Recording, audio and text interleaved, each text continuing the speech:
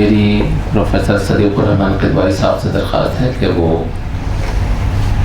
Dies پر تشریف لائیں، اور آج کے مقرر جناب پروفیسر انیس الرحمان صاحب سے بھی درخواست ہے کہ وہ دائز پر تشریف لائیں۔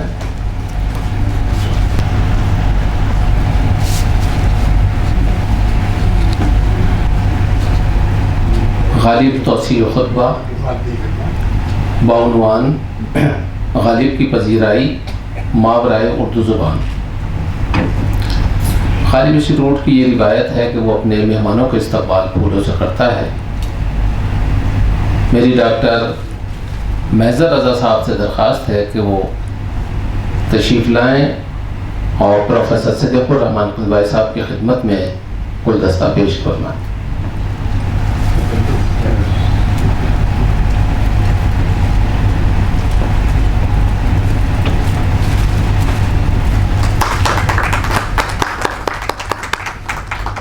میں تمام حاضرین کی جانب سے پروفیسر انیس الرحمان صاحب کی خدمت میں پھول پیش کرنے کی اجازت چاہتا ہوں۔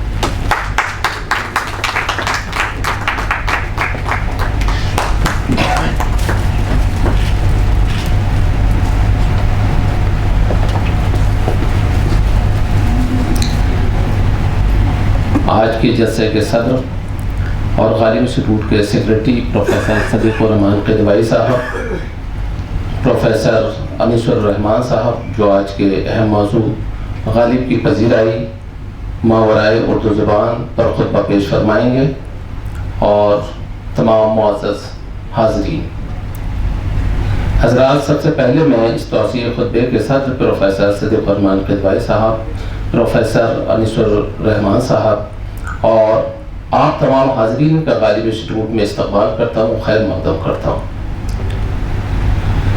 جیسا کہ آپ کے علم میں ہے، غالب انسٹیٹیوٹ قومی اور بین الاقوامی سیمینار کے انعقاد کے علاوہ اہم موضوعات پر توسیع خطبات کا بھی انعقاد کرتا ہے۔ ان خطبات کے ذریعے اردو دنیا میں تحقیق و تنقید رجحان کو فروغ دینا ہماری ترجیحات میں شامل ہے۔ اس ادارے نے ان حضرات کی خدمات کا بھی فراخ دلی سے اعتراف کیا ہے جنہوں نے اپنی عمر کا بڑا حصہ علم و ادب کی خدمت کے لیے وقف کر دیا ہے۔ ہماری خوش بختی ہے کہ غالب توسیع خطبہ پیش کرنے کے لیے نہایت اہم شخصیت یہاں موجود ہے۔ پروفیسر انیس الرحمان صاحب جامعہ ملیہ اسلامیہ نئی دہلی کے شعبہ انگریزی میں پروفیسر اور صدر شعبے کے فرائض انجام دے چکے ہیں۔ جامعہ سے رخصت کے بعد آپ 5 برسوں تک ریختہ میں سینئر ایڈوائزر کی حیثیت سے منسلک رہے۔ آپ نے انگریزی اور اردو ادبیات بطور خاص پس نو آبادیاتی مطالعات، تقابلی مطالعات اور ترجمے کے میدان میں تخلیقی کام کیے، اور ان سب میں الگ الگ کتابیں اور طویل مضامین شائع کیے۔ ایک منظم اسکیم کے تحت گزشتہ 10 برسوں کے دوران آپ نے آپ کی جو قابل ذکر کتابیں منظر عام پر آئی ہیں، ان میں قلی قطب شاہ سے اب تک کی غزلیہ اور نظمیہ شاعری کے 2 انتخابات میں تعارف و انگریزی ترجمہ شامل ہیں۔ غالب و میر کے 400 منتخب اشعار کے تراجم اور تفصیلی کمنٹری پر مبنی 2 کتابیں شائع ہوئیں۔ اس سلسلے کی اگلی کتاب امیر خسرو پر ہے جو اگلے سال جنوری میں شائع ہوگی۔ ان سے قبل انگریزی میں ایک شعری مجموعہ شائع ہوا، اور اب غزلوں کا انتخاب و اشاعت عنقریب شائع ہونے والا ہے۔ پروفیسر انیس الرحمان صاحب امریکہ کے پیرڈیو یونیورسٹی میں وزٹنگ اسکالر اور کینیڈا کے البرٹا یونیورسٹی میں شاستری فیلو رہ چکے ہیں۔ آپ نے ملک و بیرون الملک امریکہ، کینیڈا، برطانیہ اور قاہرہ میں 100 سے زائد کلیدی اور پبلک لیکچرز دیے ہیں۔ سلسلہ تحریر و تقریر و اشاعت جاری ہے۔ آپ کی نظر جس طرح انگریزی ادبیات پر گہری ہے، اسی طرح آپ اردو شعر و ادب کا نہایت باریدہ ذوق رکھتے ہیں۔ آپ نے جو کچھ بھی لکھا نہایت غور و فکر اور تلاش کے بعد قلم بند کیا۔ یہ آپ کی کرم فرمائی ہے کہ جب ہم نے آپ سے گزارش کی کہ وہ یہاں تشریف لائیں اور ہمیں استفادہ کا موقع فراہم کریں، تو آپ نے ہمیں کبھی مایوس نہیں کیا۔ آج کا موضوع نہایت اہم ہے، اور میرا خیال ہے کہ اس موضوع میں بڑی وسعت ہے، اور اسے نئے زاویے سے دیکھنے کی ضرورت ہے، میں اپنی جانب سے اور ادارے کی جانب سے آپ کا استقبال کرتا ہوں اور آپ کا شکر گزار ہوں کہ آپ نے ہماری گزارش پر یہاں آپ تشریف لائے۔ میں آج کے مہمان مقرر پروفیسر انیس الرحمان صاحب سے التماس کرتا ہوں کہ وہ تشریف لائیں اور قاری توسیع خطبہ پیش فرمائیں بعنوان غالب کی پذیرائی ماورائے اردو زبان۔ پروفیسر انیس الرحمان صاحب۔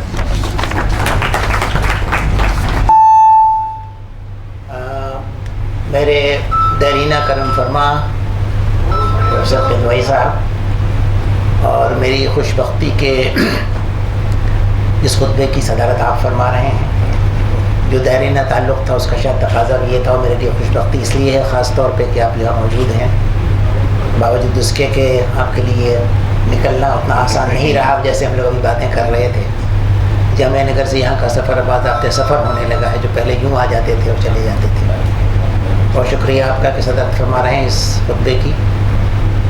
ادریس صاحب چاق و چوبند بہت باذوق، بہت اچھے ڈائریکٹر غالب انسٹیٹیوٹ کے، جو کبھی یہ بھولتے نہیں کہ جس کو ایک بار کہا کہ تمہیں آنا ہے، حاضر ہونا ہے اور ایک خطبہ پیش کرنا ہے، تو میں اس تعلق سے اور اس محبت سے، جس خلوص اور محبت سے آپ نے بلایا ہے اس کو سلام کرتا ہوں اور حاضر ہوں۔ تھوڑی سی ایک مجبوری یہ ہے کہ ایک ورٹیگو کا میں شکار ہو گیا، اور ورٹیگو جن کو نہ ہوا ہو خدا نہ کرے کہ ہو، اور جن کو ہوا ہے وہ جانتے ہوں گے کہ یہ کیا ہے، سر میں چکر آتا ہے۔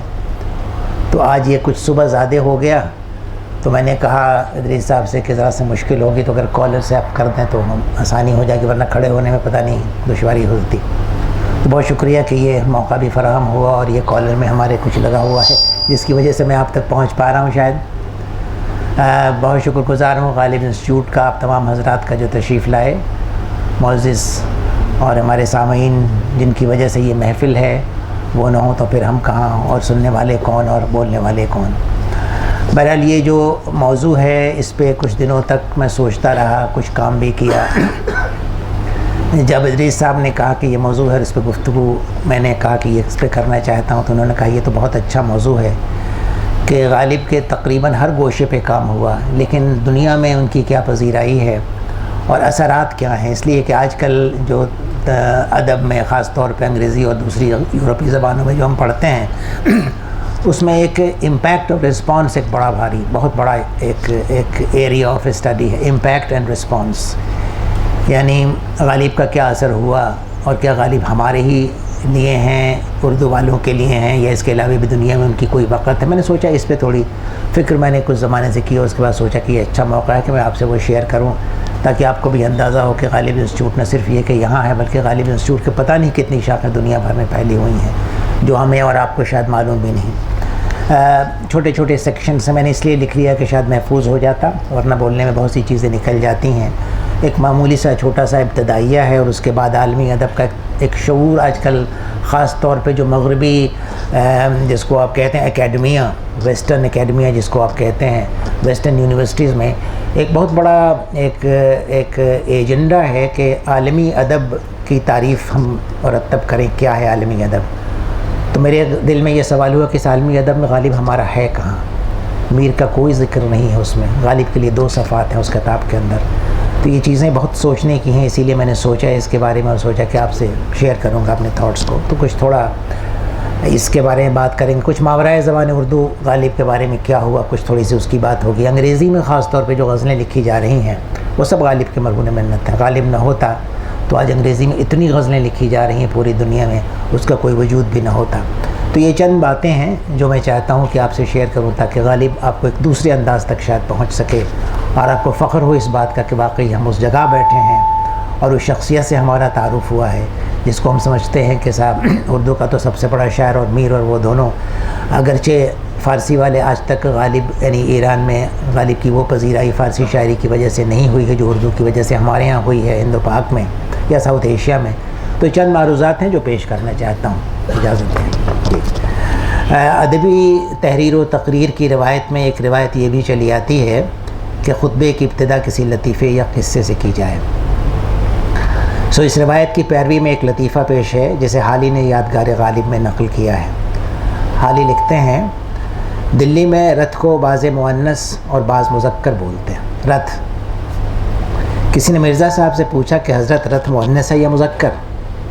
آپ نے کہا، بھیا جب رتھ میں عورتیں بیٹھی ہوں تو مؤنث کہو، اور جب مرد بیٹھیں تو مذکر کہو۔ اس توسیع خطبے کے موضوع پر سوچتے ہوئے مجھے یہ خیال گزرا کہ ماورائے زبان اردو غالب کی پذیرائی کا معاملہ بھی کچھ اسی حد تک محدود ہے۔ غیر اردو داں حلقوں میں غالب کی پذیرائی کی تفصیل طولانی ہے اور اس کے متعدد پہلو ہیں، جن میں ایک پہلو کا تعلق جنس کی شناخت سے ہے۔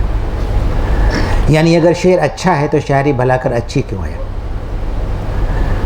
معلوم یہ ہوا کہ وہاں جو مسئلہ درپیش ہے وہ یہ ہے کہ غزل کا رومانی کردار اور اس کے جنس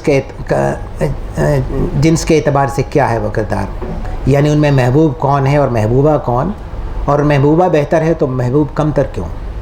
تو معاملہ یہ ہے کہ ماورائے زبان اردو مثلاً انگریزی میں اگر کوئی غالب کی پذیرائی کرے اور ان کی پیروی میں غزل لکھنا چاہے تو محبوب کے جنس کا تعین کیسے کرے؟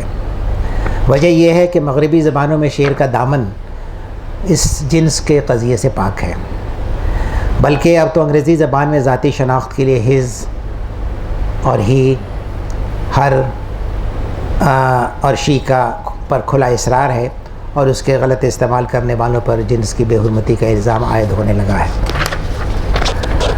عالمی ادب کے تصور کے بارے میں چند معروضات ہیں، پیش کرتا ہوں۔ ادب اور ادبی ثقافت کے طالب علم جانتے ہیں کہ ہر ادب کی اپنی بوتقہ ہوتی ہے اور اس میں زمانوں کے ساتھ تبدیلیاں بھی آتی ہیں۔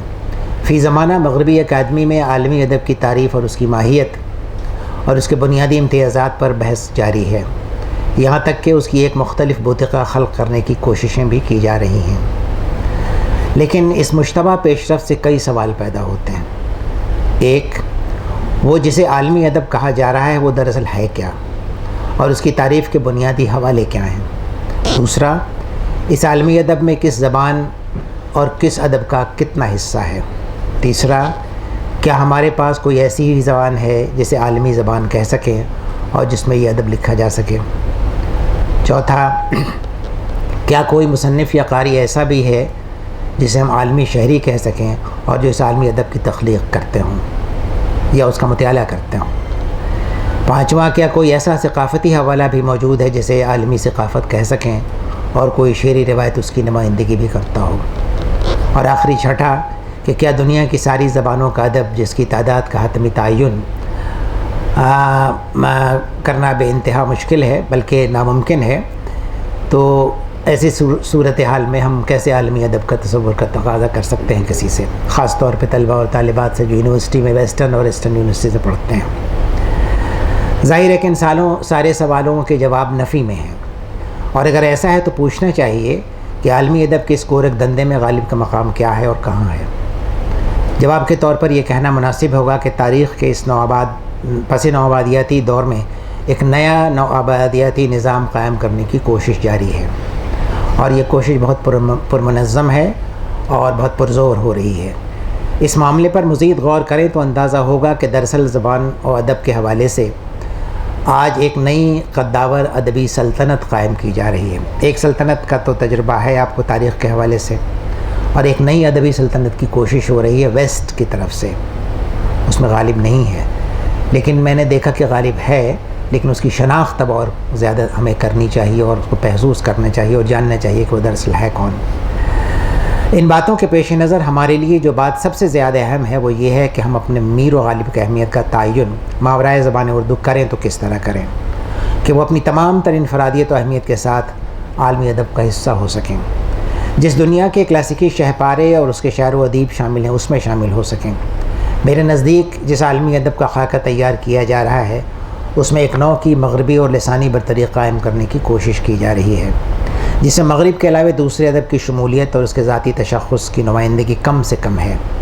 اس قضیے سے قطع نظر ایک بات وثوق سے کہی جا سکتی ہے کہ غالب بلا شبہ عالمی حیثیت کے شاعر ہیں، لیکن ان کی اہمیت کا اعتراف بھی بلا کسی خانہ بندی کے کیا جانا چاہیے، یعنی انہیں اس عالمی ادب کے عالمی ادب کے ایجنڈے کا حصہ نہیں بنایا جانا چاہیے جس میں مغرب کی اولیت پر اصرار ہے۔ اپنی اس بات کو تنقیدی اعتبار بخشنے کی خاطر میں آپ کی توجہ ایک دوسرے نقطے کی طرف مبذول کرانا چاہتا ہوں۔ اگر آپ ماورائے زبان اردو 19ویں صدی کے ممتاز ترین شعراء، غالب 19ویں صدی میں لکھ رہے تھے، اور آپ سوچیں کہ کیا ہو رہا تھا پوری دنیا میں ممتاز ترین شعراء کی فہرست سازی کریں تو چند نام برملا آپ کے سامنے آئیں گے۔ انگریزی کے نمائندہ شعراء کے تعلق سے آپ کی فہرست میں براؤننگ، کولریج، ورڈسورتھ، ہاپکنس اور ٹینیسن موجود ہوں گے۔ امریکی شعراء میں ایمرسن، وٹمن، ڈکنسن، پو اور فراسٹ شامل ہوں گے۔ فرانسیسی شعراء میں وکٹر ہیوگو، بودلیئر اور رمبو آپ کے سامنے ہوں گے۔ روسی شعراء میں پشکن، جرمن میں گوئتے پر آپ کی نظر جائے گی، اور آئرش شعراء میں ییٹس آپ کے پیش نظر ہوں گے۔ اب اگر آپ مکمل معروضی اور تنقیدی نقطہ نظر سے ان تمام شعراء کے مقابل غالب کی حیثیت پر نظر ڈالیں تو ان سب کے مقابلے میں غالب دوگنا قداور نظر آتے ہیں۔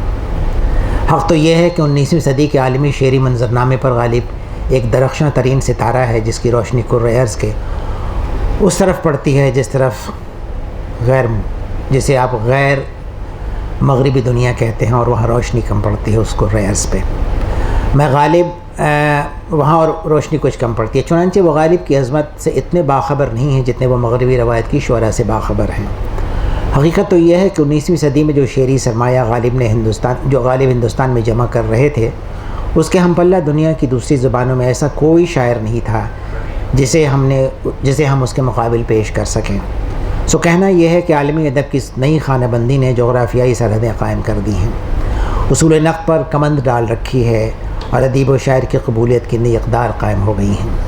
اس کے نتیجے میں گزشتہ 3 دہائیوں میں مغربی اداروں سے کئی ایسی ضخیم کتابیں ہمارے سامنے آئی ہیں جو عالمی ادب کی ایک نئی متنازع تعریف مرتب کرتی ہیں۔ مثال کے طور پہ امریکہ سے شائع ہونے والی 1337 صفحات پر مشتمل ایک ضخیم کتاب ورلڈ پوئٹری، اس کتاب کا نام ہے ورلڈ پوئٹری، میں غالب کے لیے ازراہ کرم محض 2 صفحات ہیں، جس میں ان کے کچھ اشعار کے ترجمے شامل ہیں اور بس، اور میر کے لیے کہیں کوئی پون صفحہ بھی آپ کو نظر نہیں آتا اس 1337 صفحات میں جس میں ورلڈ لٹریچر کو پیش کیا گیا ہے۔ تو یہ صورتحال ہے، تو اس میں موجود ہیں اور ان سے پون صفحہ بھی نظر نہیں آتا۔ عالمی ادب پر مشتمل ایسی دوسری کئی کتابیں موجود ہیں جو وہاں نصاب کے شامل ہیں اور ایک مخصوص شعری روایت کی ترویج کرتی ہیں، لیکن یہ تصویر کا صرف ایک رخ ہے۔ دوسرا رخ وہ ہے جس میں آپ دیکھیں گے کہ مغربی درس گاہوں میں ہندوستانی ادبیات پر سنجیدہ تحقیقی کام بھی ہوا ہے اور ہو رہا ہے، جو ہماری توجہ کا مرکز ہونا چاہیے، خاص طور پہ اس خطے میں یہاں جہاں ہم بیٹھے ہوئے ہیں، اور ساؤتھ ایشیا میں خاص طور پہ، تاکہ ماورائے زبان اردو غالب کی اہمیت و معنویت کا اندازہ ہو سکے۔ چنانچہ یہاں سے میں آپ کو اس جانب لیے چلتا ہوں جہاں عالمی ادب کی اس جدید خانہ بندی سے الگ غالب پر وہ قابل قدر کارنامے انجام دیے جا رہے ہیں جو دراصل ان کا حصہ ہیں، اور انہیں ایک لبرل اور آزاد خیال ادبی جمہور، جسے میں کہتا ہوں لبرل آزاد خیال ادبی جمہور میں عالمی حیثیت کا شاعر بناتا ہے۔ اب غالب ماورائے زبان کیا ہے، زبان اردو کیا ہے، اس کے بارے میں چند باتیں عرض کرتا ہوں۔ غالب سے متعلق دستیاب کتابیات میں اگر ہم ایک عمومی نظر ڈالیں تو اندازہ ہوگا کہ شاید ہی کوئی گوشہ ایسا ہو جس پر کوئی تحقیقی یا تنقیدی کام نہ ہوا ہو۔ یہ دلچسپ بات ہے کہ غالب پر جتنے کام ہوئے ہیں خود انہی کی ترتیب و تدوین کا کام بذات خود ایک تحقیقی کارنامہ ہوگا۔ اس سلسلے میں محمد انصار اللہ کی کتاب غالب ببلیوگرافی بطور خاص قابل ذکر ہے۔ یہ کتاب خود غالب انسٹیٹیوٹ نے 1998 میں شائع کی تھی۔ 479 صفحات پر مشتمل اس دقیق کارنامے میں غالب سے متعلق ہر ممکنہ موضوع کے حوالے سے اردو اور انگریزی زبانوں کی مطبوعات کا اندراج شامل ہے۔ یہ بہت شاندار کتاب ہے جو آپ نے یہاں شائع ہے۔ کتاب کے پہلے حصے میں حروف تہجد کے اعتبار سے ان کتابوں کا اندراج ہے جو غالب کی اور غالب سے متعلق اردو اور دوسری زبانوں میں شائع ہوئی ہیں۔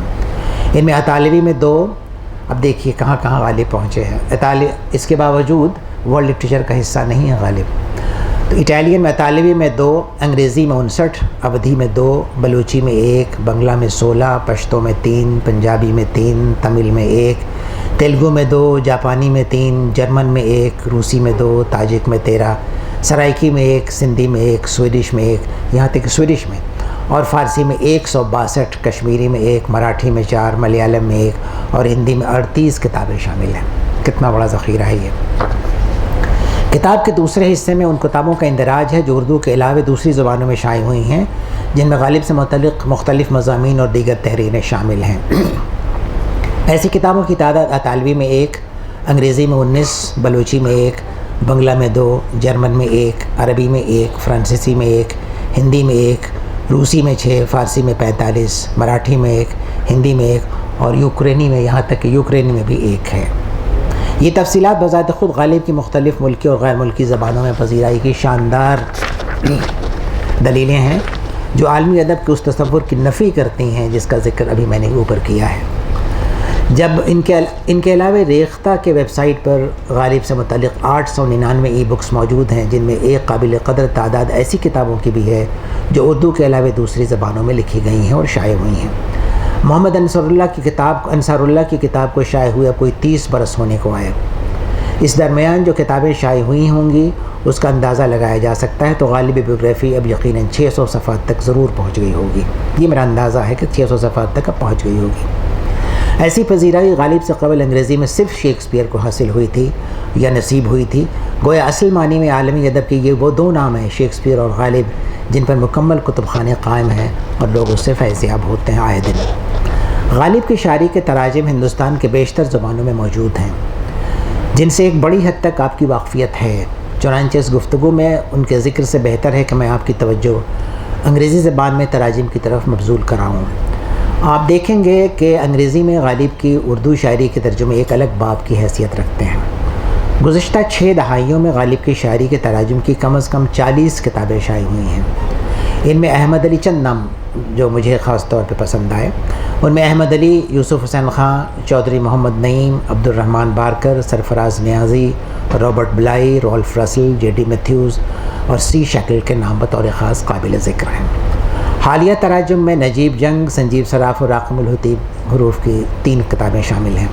یہاں تراجم پہ تبصرہ کرنا مقصود نہیں ہے ہمارا، بلکہ صرف یہ بتانا ہے کہ غالب کے انگریزی تراجم کا سلسلہ لامتناہی ہے اور یہ اس شاعر کی زمان و مکان سے پرے معنویت اور مقبولیت کی علامت بھی ہے۔ انہی کے ساتھ وہ کتابیں بھی موجود ہیں جو تنقیدی نوعیت کی ہیں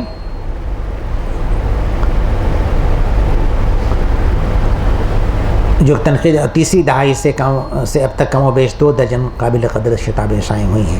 ان میں قرۃ العین حیدر، علی سردار جعفری، وارث کرمانی، اسلوب احمد انصاری، شمس الرحمان فاروقی، مالک رام، سید عبداللطیف کے علاوہ مغربی ناقدین کی کتابیں غالب کے نئے زاویے پیش کرتی ہیں۔ ان میں الیسانڈرو بوسانی، رالف رسل، اینا میری شمل اور برائن کوئل سلور کے نام بطور خاص قابل ذکر ہیں۔ ان سب سے الگ ایک انتہائی منفرد کارنامہ فرانسس ڈبلیو پرٹچٹ نے انجام دیا ہے، جس کی قدر و قیمت کا اعتراف ہر غالبی نے کیا ہے۔ اگر آپ فرانسس پرٹچٹ سے ملیں آج تو آپ کو بہت حیرت ہوگی کہ ایک بہت ہی معمر کولمبیا یونیورسٹی میں پڑھانے والی خاتون، پچھلے 4 سالوں میں 2 بار ان سے فیض ہوا ملنے کا، بہت اچھا، اس لیے کہ جب میں کتاب گالی والی کر رہا تھا تو ان کے پاس بیٹھتا تھا، اور بہت ضعیف ہو چکے ہیں، باوجود اس کے لگتا ہے غالب سے بھری ہوئی ہیں، اور ان کی ویب سائٹ بہت زندہ ویب سائٹ ہے، آج روزانہ کام کرتی ہیں اس کے اوپر، باوجود تمام اپنی صحت کی خرابیوں کے جو کچھ بھی ہے۔ تو غالب پر ان کی ایک مکمل اور زندہ website desert full of roses موجود ہے جو کسی تکمیل کی نفی کرتی ہے۔ وہ کہتی ہیں یہ کبھی مکمل نہیں ہو سکتی، اور آپ میں سے جن حضرات نے نہیں دیکھا ہے ڈیزرٹ فل آف روزز ضرور دیکھیے، ویب پہ جائیے اور فرانسس پرٹچٹ نام ٹائپ کریے گا یا صرف غالب لکھیے گا تو وہ پورا کھل جائے گا آپ کے سامنے، اور آپ دیکھیے گا کیا کیا جواہر موجود ہیں اس کے اندر۔ غالب کا سحر، غالب کے اردو دیوان پر مبنی، عجیب و غریب سحر اس خاتون کا، غالب کے اردو دیوان پر مبنی اس منظم ویب سائٹ پر صنف غزل کا تعارف موجود ہے، غالب کے اردو دیوان کا مکمل متن موجود ہے، ہر شعر کے مشکل الفاظ کے قابل قدر معنوں سے اخذ کیے گئے معنی درج کیے گئے ہیں، تمام طرح کی ڈکشنریز جو اویلیبل ہیں سب سے معنی نکالے ہیں انہوں نے اور لکھا ہے ایک پرٹیکولر لفظ کے کتنے معنی ہو سکتے ہیں، تو آپ غالب کو سمجھیں اس طرح سے۔ غزل سے متعلق ضروری تنقیدی اصطلاحات کے معنی بیان کیے گئے ہیں، ان سب کے ساتھ غالب کے اہم ناقدین کے حوالوں سے ہر شعر کی تشریح پیش کی گئی ہے تاکہ قاری پر معنی کی تمام ممکنہ گرہیں کھل جائیں اور پردے کھل جائیں۔ ان کے علاوہ غالب میں مزید دلچسپی رکھنے والے قارئین کے لیے غالب سے متعلق ایک قابل قدر بیبلیوگرافی بھی شامل کی گئی ہے تاکہ مزید تحقیق و تنقید کے در رواں ہو سکیں، غالب کو ایک تنقیدی تناظر میں پیش کیا جا سکے اور غالب فہمی کے مستند حوالے ہم اور آپ تک پہنچ سکیں۔ چند باتیں کرتا ہوں غالب انگریزی غزل پہ کیا تاثر ہوا ان کا اور کیا ہم نے کیا اس کے بارے میں۔ قلی قطب شاہ سے اب تک اردو غزل کے حوالے سے ایک نام جو غیر اردو داں قارئین کے اول و آخر حوالہ ہے وہ بلا شبہ غالب کا ہے۔ اس سلسلے میں ایک اہم ادبی واقعے کی جانب آپ کی توجہ چاہتا ہوں۔ سن 1978 میں جب اگلے برس یعنی 79 میں جب ہونے والی غالب صدی تقریبات کی ہند و پاک میں بڑی پرزور تیاریاں چل رہی تو اس زمانے میں ہم BA کے اسٹوڈنٹ تھے، 69 کی بات ہے یہ، چل رہی تھی۔ ہمارے ملک کے ایک اہم انگریزی نقاد اعجاز احمد صاحب کو ایک انوکھا اعجاز صاحب آپ جانتے ہیں، اعجاز احمد صاحب یہاں تھے، ہندوستان میں کولمبیا میں پڑھاتے تھے اور ہندوستان اکثر آیا کرتے تھے۔ ان کو ایک بہت انوکھا خیال آیا۔ وہ اس زمانے میں امریکہ کی کولمبیا یونیورسٹی میں پروفیسر تھے اور ادبی نظریات اور تقابلی مطالعات کے میدان میں بہت اہم کام کر رہے تھے۔ انہوں نے 7 معروف امریکی شعراء ایڈرین رچ، WS مرون، ولیم اسٹیفرڈ، ڈیوڈ رے، تھامس فٹزمنس، مارک اسٹرینڈ اور ولیم ہنٹ، یہ سب امریکہ کے بڑے معروف شاعر تھے اس زمانے کے، ان کا انتخاب کیا اور انہیں غالب کی صنف غزل اور غزل کی حیت سے متعارف کرایا اور انہیں غالب کی کچھ غزلیں فراہم کی، ان کے معنی و مطلب بتایا، ان سے کہا کہ وہ انہیں انگریزی کی زبان میں ڈھالنے کی کوشش کریں، دیکھیں کہ کیا ہوتا ہے، ڈال کر دیکھیں۔ ان سب نے تمازمائی کی، ان کے آزاد قسم کے ترجمے جو ظاہر غزل کے مزاج کی نفی کرتے تھے امریکی رسالوں میں شائع ہوئے۔ یہ امریکی غزلیں ایک قسم کی چنگاری ثابت ہوئیں اور دیکھتے ہی دیکھتے ایک آگ سی بھڑک اٹھی اور امریکی شاعر و قاری ایک نئی شعری صنف سے ملاقات اور حیرت انگیز تجربے سے گزرے۔ ان ساتوں شعراء کی غزلوں کو اعجاز احمد نے غزل صف غالب کے عنوان سے کتابی صورت میں کولمبیا یونیورسٹی سے شائع کیا 1971 میں۔ یہ الگ بات ہے، یہ بہت عجیب بات ہے، یہ الگ بات ہے کہ کتاب کے سرورق پر جو عکس چھپا تھا وہ غالب کے کسی قصیدے کا ایک صفحہ تھا جو بعد میں ہٹا دیا گیا۔ ظاہر ہے کتاب ہے غزل صف غالب اور سرورق ہے ایک قصیدے کا۔ بہرحال اگر ان تراجم سے متعلق صرف یہ کہنا چاہوں گا کہ اگر آپ ان میں آہنگ، حیاتی مشابہت، معنی کی مکمل ادائیگی، معنی آفرینی یا شعری کیفیت کی تلاش کرنا چاہیں تو آپ کو یقیناً مایوسی ہوگی۔ بہر صورت ہمارے لیے جو بات اہم ہے وہ یہ ہے کہ اس اشاعت کے ساتھ ادبی و ثقافتی حوالوں سے غالب ایک نئی دنیا تک پہنچ گئے۔ یہ 1969 اور 71 میں کتاب چھپی۔ اس شاندار تجربے کا ایک دوسرا پہلو بھی ہے اور وہ ہے جو ان تمام شعراء میں ممتاز ترین شاعر ایڈرین رچ کے یہاں نظر آتا ہے۔ ایڈرین رچ کو جب اعجاز صاحب نے غزلیں دیں تو وہ لگا کہ جیسے کوئی ہیجانی کیفیت سوار ہو گئی۔ انہوں نے لکھا ہے، مجھے لگا جیسے بخار ہو رہا ہے مجھے، اور اسی بخار کی تبخیری کیفیت میں نے غزلیں لکھنا شروع کر دیں۔ ایڈرین رچ اس زمانے کی سب سے مشہور اور ممتاز ترین شاعر، ان کو پڑھاتے تھے ہم لوگ اپنی کلاس میں۔ اعجاز احمد نے اس کی پہل اور غالب اور غزل کی انوکھی حیت سے متاثر ہو کر رچ نے غزلیں کہنا شروع کر دیں۔ 1971 میں شائع ہونے والے اپنے مجموعے لیفلیٹس میں انہوں نے اپنی 17 غزلیں شامل کیں اور ہومج ٹو غالب کے عنوان کے تحت انہیں اس کتاب میں شامل کر لیا۔ پھر دوسرا مجموعہ کلام ول ٹو چینج 1971 میں 9 غزلیں دی بلو غزلز کے عنوان سے شائع کیں اور اس کے اندر ہم تک امریکی قاریوں تک پہنچائیں۔ خود ان کے مطابق یہ 26 غزلیں ایک ہیجانی کیفیت، یہ لکھا ہے انہوں نے کہ یہ میری ہیجانی کیفیت ہی لگا دے، تبخیری کیفیت ہے، یعنی تخلیقی تبخیری کیفیت کہہ سکتے ہیں اس کو آپ، اور زبان کے ایک نئے تجربے کا اظہار کرتی تھی۔ وہ غالب کی شخصیت اور شاعری سے اس قدر متاثر ہوئیں کہ انہوں نے محض ایک شعر میں اپنے جذبات کا برملا اظہار کر دیا۔ لکھتی ہیں، ایک شعر ہے ان کا، شعر کہیں یا آپ ورس کہیں، جیسا بھی جو آپ کو پسند ہو۔ How is it Ghalib that your grief resurrected in pieces, ٹکڑا ٹکڑا کر کے تمہاری ساری تکلیفیں مجھ تک پہنچتی ہیں، یہ کیا ہو رہا ہے میرے ساتھ۔ اگلے جملے میں کہتی ہیں has found its way to this room from your house in old Delhi, میں نیو یارک میں بیٹھی ہوں لیکن تمہارے گھر سے وہ روشنی مجھ تک پہنچ رہی، ٹکڑے ٹکڑے جو تم نے دکھ جھیلے ہیں۔ 2 جملے میں انہوں نے غالب کے ہیں خراج عقیدت ہے یہ شعر ان کی غزل میں شامل ہے اور اگر آپ چاہیں تو ان سے اس کے نزدیک ایک اعتراف نامہ بھی سمجھ لیں۔ رچ وہ شاعرہ ہیں جو خیال کے اظہار کو زبانیانے یعنی لینگویج کے عمل سے تعبیر کرے۔ وہ کہتی ہیں کہ لکھنا کیا لینگویجنگ ہے، لینگویج کو ورب بنا دیا، لینگویجنگ لکھنا لینگویج کو کریٹ کرنے کے مترادف ہے، وہی برابر ہے اس کے ہم پلہ ہے، تو یعنی لینگویج کا عمل ہے۔ ان کے خیال میں غزل کے 2 مصروں میں ایسی بے پناہ وسعت ہوتی ہے کہ اس میں پوری نظم در آ جائے. انگریزی شاعر کے لیے سب سے بڑا جو چیلنج تھا وہ یہ تھا کہ ہم تو نظمیں لکھتے ہیں 10 20 25 سطروں کی, یہاں 2 ہی شعر ہے, 2 سے زیادہ تو ہمارے پاس کوئی مصرع نہیں, ہم کہیں تو کیسے کہیں. یہ بہت بڑا چیلنج تھا اور اس کو انہوں نے قبول کیا تمام انگریزی شعراء نے. رچ کے ہاں غزل ایک صنفی سروکار بن کر ابھرا اور انہوں نے اس کی انفرادی بوتیقہ مرتب کرنا شروع کر دی.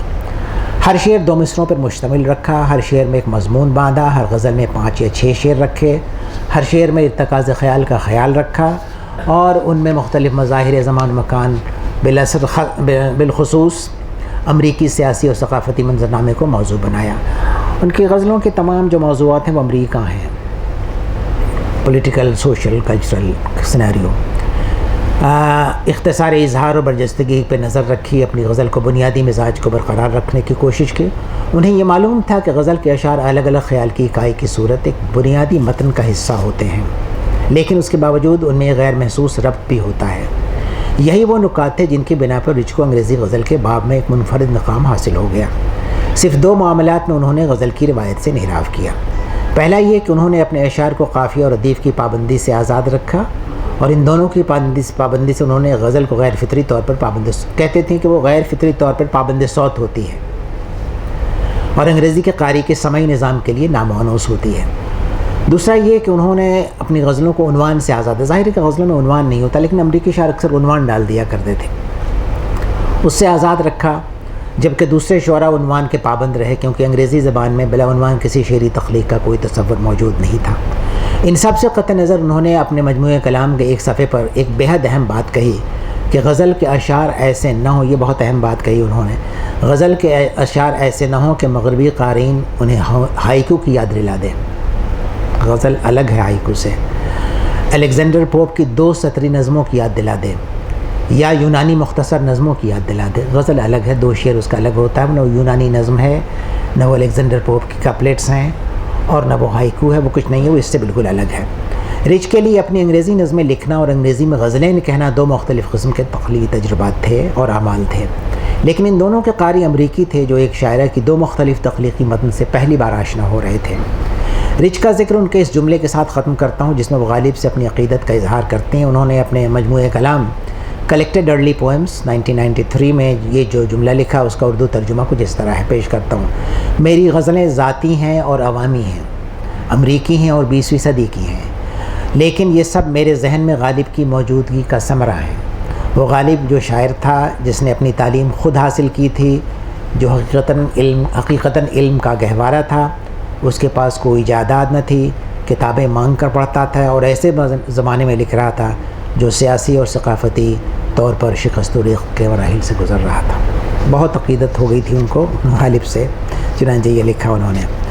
اس پس منظر میں رچ کے 2 اشعار دیکھیے. Not all, only a few. Return as the rose of the tulip. What faces there must be still veiled in the dust. یہ کون سا شعر ہے؟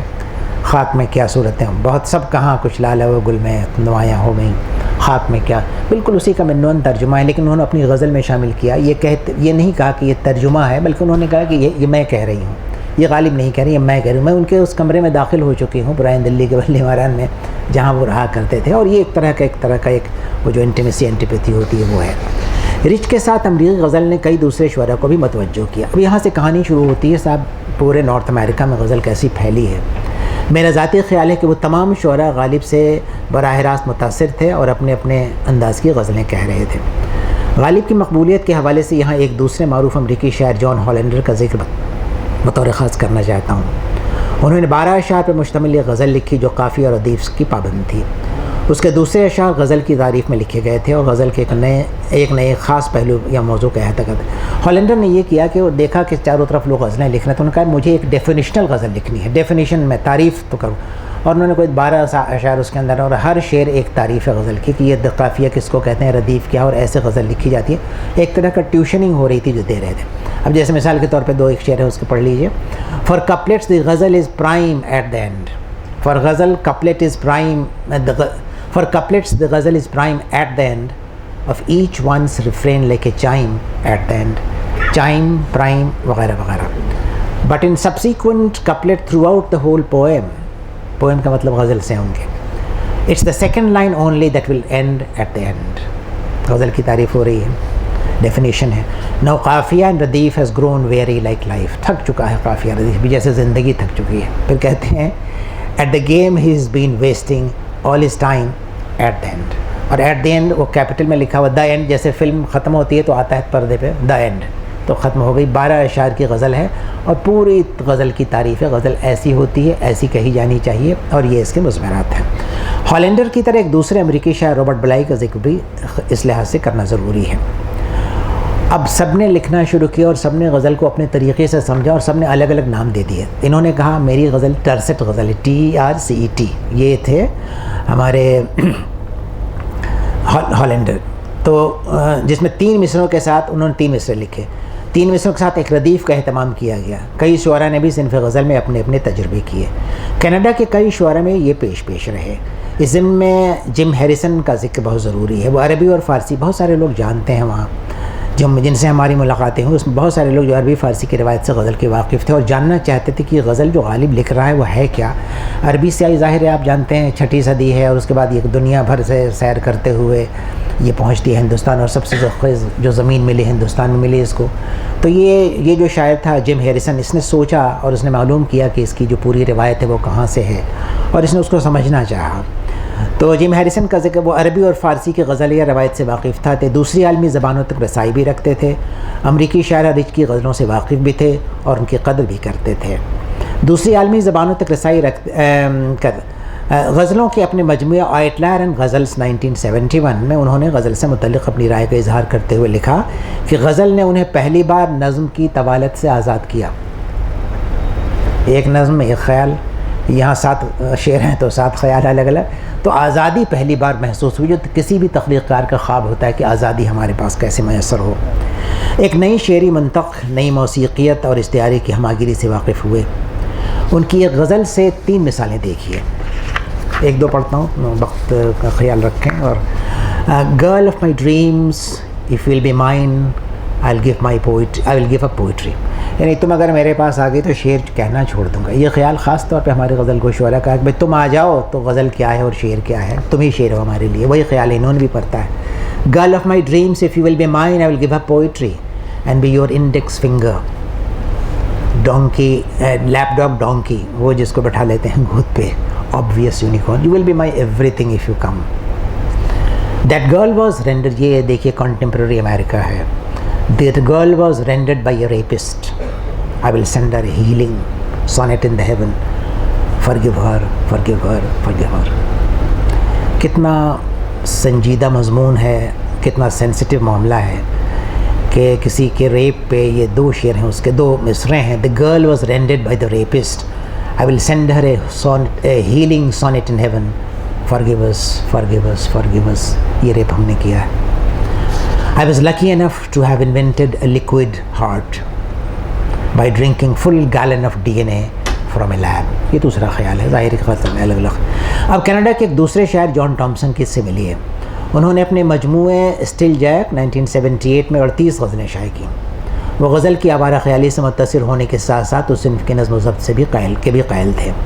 ان کے خیال میں غزل نے بہت شراب پی رکھی تھی اور عشق سے چور تھی. وہ چاہتے تھے آزاد کر دیں اس کو. ان کی کتاب پر تبصرہ کرتے ہوئے ایک مبصر پیٹر سینگر نے لکھا کہ وہ ان غزلوں میں اپنی آخری وصیت اور آخری عہد نامہ لکھ رہا ہے. یہ شخص یہ غزلیں عجیب و غریب کہہ رہا ہے, شاید آخری وصیت ہے اور آخری عہد نامہ ہے جو لکھ رہا ہے جان ٹامسن. سنیے. ییٹس آئرش پوئٹ ہے, انگریزی میں ہم لوگ پڑھاتے آئے ہیں. WB ییٹس بہت مشہور.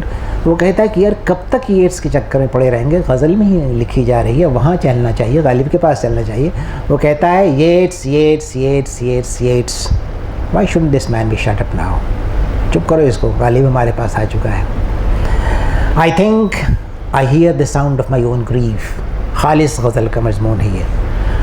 I think I can hear the sound of my own grief. I'm wrong. Just someone is playing a piano just.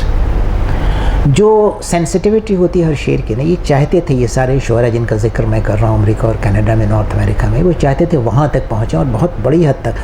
ظاہر ہے کہ وہ غنائیت نہیں ملے گی آپ کو ان کے شعراء, ان کے اشعار میں, لیکن آپ غزل تک پہنچیں گے غالب کے حوالے سے, اور یہی ان کا مقصد بھی تھا.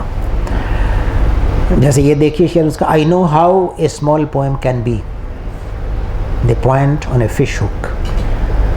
اس بنسی پہ اس پہ جس پہ انگلی اس پہ مچھلی کو آپ پھنساتے ہیں، بس وہی ہے شعر، اسی پہ ٹکا ہوا ایک شعر. ایک چھوٹی مچھلی آ گئی ہے اس کے حوالے.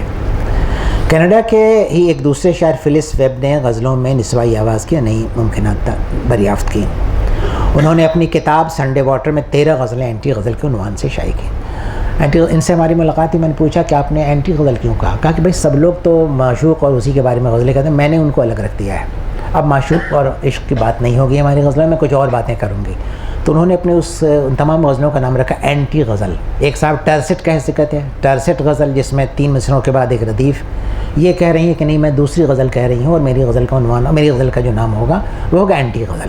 بہرحال تو اینٹی غزل سے عنوان کے تحت سے انہوں نے یہ غزلیں شائع کر دیں. اس سے ان کی مراد تھی غزل کے فرسودہ شعری مضامین سے نجات اور نئے مضمون اور آہنگ کی تلاش.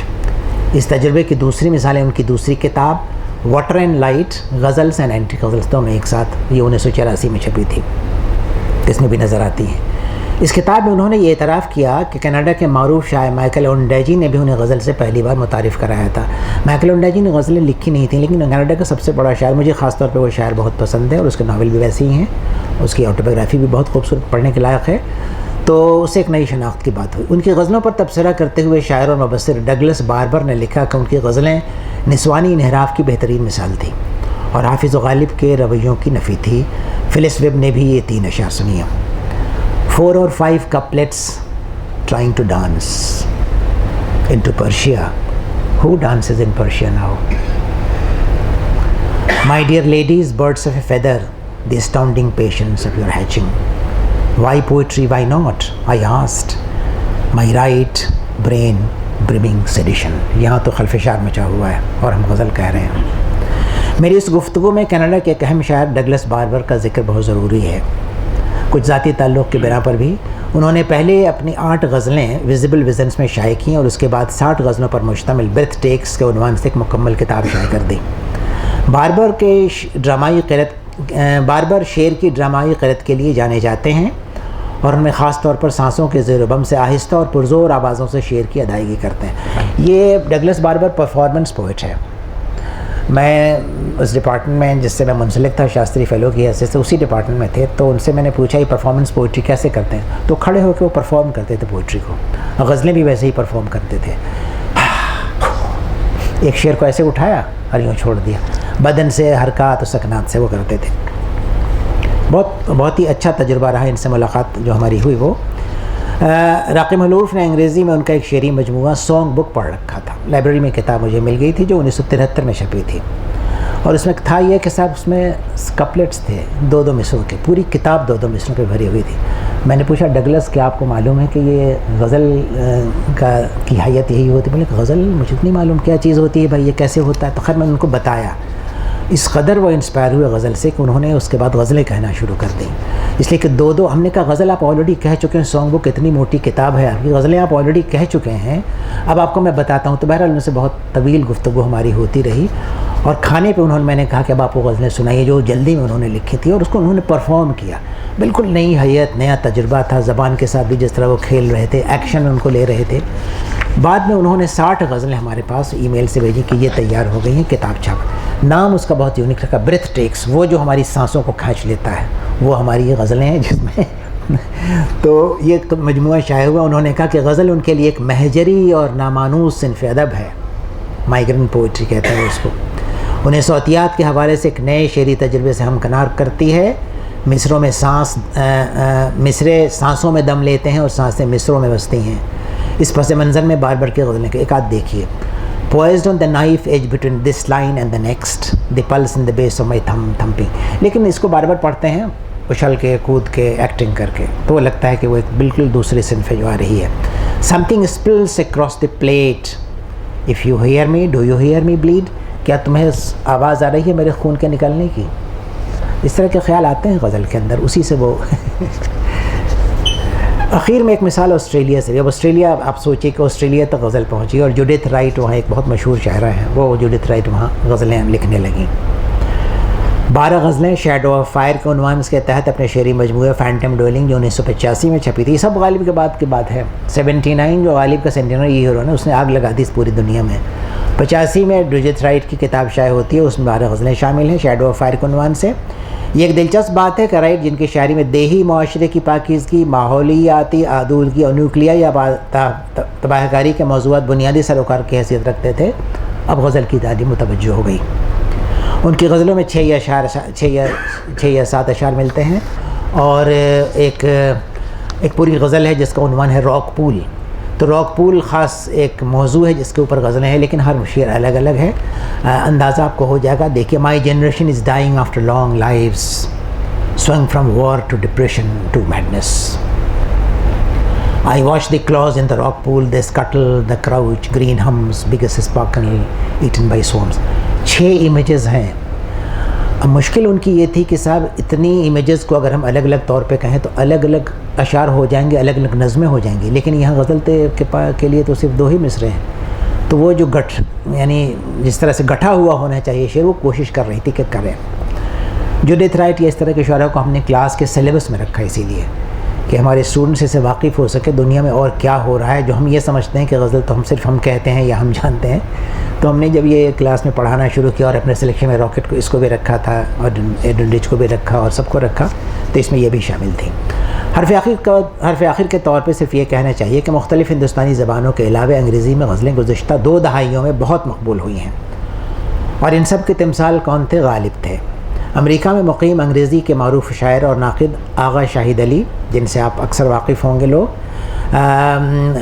آغا شاہد علی نے اس باب میں سب سے نمایاں کارنامہ انجام دیا. کشمیر سے تعلق تھا آغا کا، ہندوستان اکثر آیا کرتے تھے اور ہمارے بہت ہی ذہین لوگوں میں تھے، لیکن وقت نے ان سے اور مقدر نے انہیں ہم سے الگ کر دیا اور وہ اب نہیں ہمارے درمیان. لیکن انہوں نے امریکی شاعروں کو غزل لکھنا سکھایا باضابطے بیٹھ کے. کہا کہ یہ ہے. دلی جب آتے تھے ملاقات ہوتی تو کھویا ہوا سا ایک انسان لگتا تھا، ہر وقت فکر میں ہے، کچھ کہہ رہا ہے، کچھ لکھ رہا ہے. تو آغا کا بہت بڑا کنٹریبیوشن ہے. اس کو اعجاز احمد پہلے اور اس کے بعد آغا کا کام ہے، جو میں بہت قدر کی نگاہ سے دیکھتا ہوں. بہت افسوس کا مقام ہے کہ آغا وہ سب کچھ نہ کر سکے جو وہ کر سکتے تھے. بہت کم عمر میں ہم سے جدا ہو گئے. تو انہوں نے کتاب شائع کی ریویشنگ ڈسیونٹیز ریئل غزلز ان انگلش. اب باضابطہ انہوں نے پڑھایا امریکی شعراء کو غزل اس کو کہتے ہیں، اس کی یہ تاریخ ہے، اس کے یہ مضامین ہیں، اس میں یہ صاحب 2 شعر ہوتے ہیں، اس میں قافیہ ہوتا ہے، ایک ردیف ہوتا ہے، اور آپ کو کیا کرنا چاہیے.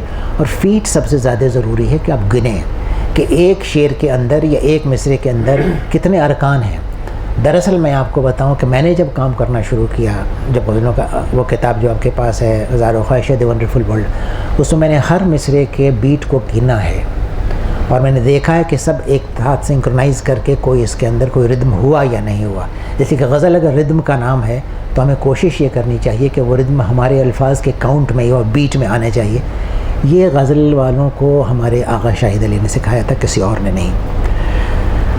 انہوں نے کتاب چھائی کی دا ریویشنگ ڈسیونٹیز، بہت عمدہ عنوان ہے، ریویشنگ ڈسیونٹیز ریئل غزلز ان انگلش. 109 غزلیں اس کے اندر شامل ہیں. اس میں بہت سارے ہندوستان کے شاعر ہیں، دوسری جگہوں کے شاعر ہیں. خود آغا نے اپنی غزلیں اس میں رکھی ہیں. ایک شعر سناتا ہوں. The only language of loss in the only language of loss in the world The only language of loss left in the world is Arabic. These words were said to me in a language not Arabic. These words were told to me in a language not Arabic. They asked me to tell them what shahid means. یہ شاہد لفظ کا معنی کیا ہے؟ کوئی امریکی ان سے پوچھتا ہے، کہتے ہیں listen, it means the beloved, the Persian witness in Arabic. شاہد کا مطلب witness، دیکھنے والا پرشین میں، اور اس کے بعد beloved عربی میں شاہد. Where are you now? Who lies beneath your spell tonight before you agonize him in the farewell tonight?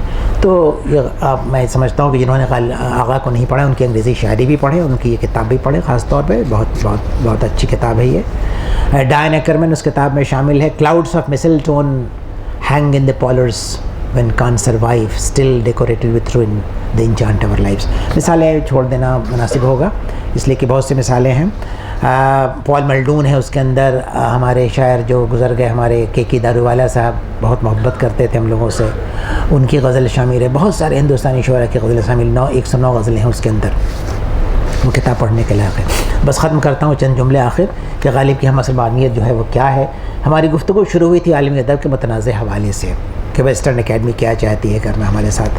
اختتام کے طور پہ یہ کہنا چاہیے کہ اس حوالے سے قطع نظر یہ زمانہ ہے نئی ادبی ثقافت کا, نیو لٹری کلچر. یہ زمانہ ہے ادب کی آزادانہ یا لبرل قرت کا. کھلے دل سے ادب کو پڑھیے, آزاد طور پہ لبرل ڈیموکریٹک سیٹ اپ جس کو میں کہتا ہوں, وہ سلطنت دوسری قائم ہونی ہے. ادبی اقدار کے بامانی رد و قبول کا, عالمی ادب کے اس پس نو آبادیاتی زمانے میں ایک بار پھر نو آبادیاتی نظام کے ایجنڈا کی نفی کرنے کا. یہ جو ویسٹ کرنا چاہتا ہے کہ وہ چاہتا ہے کہ ایک پورا ہول بنا دے, ہوموجینس, جس میں یورپ شامل ہو اور امریکہ شامل ہو. یہ اس کی نفی کا وقت ہے اور یہ ہو رہا ہے, اور ہم اکیڈمکس یہاں کر رہے ہیں اس کام کو. اور ہمارے ہاں اس کے باوجود بہت سے ایسے اکیڈمکس ہیں جو ورلڈ لٹریچر کے بہت بڑی واٹری ہیں. میں نے ابھی ایک یونیورسٹی شروع ہوئی ہے 2 سال پہلے کلکتے میں, ہندی یونیورسٹی کے نام سے, تو انہوں نے تقابلی مطالعات پہ لیکچرز کی سیریز کرائی. اس کی شروعات میں نے کی تھی. اس میں نے اسی مسئلے پہ بات کی تھی کہ ورلڈ لٹریچر جو ہے وہ بہت بڑا مسنومر ہی ہے. ورلڈ لٹریچر میں جب غالب کے لیے 2 صفحے ہیں اور میر کے لیے 1 صفحہ بھی نہیں, تو کہے کا ورلڈ لٹریچر, کس بات کا ورلڈ لٹریچر؟ جبکہ اس کی بہت مخالفت بھی ہے, لیکن ساتھ ساتھ موافقت سے کہیں زیادہ اس کی موافقت ہے. منافقت تو کم ہے, اس سے انکار کم لوگوں کو ہے. تو بہرحال ہماری گفتگو شروع ہوئی تھی اس سے. اختتام کے طور پر یہ کہنا چاہیے کہ اس حوالے سے قطع نظر یہ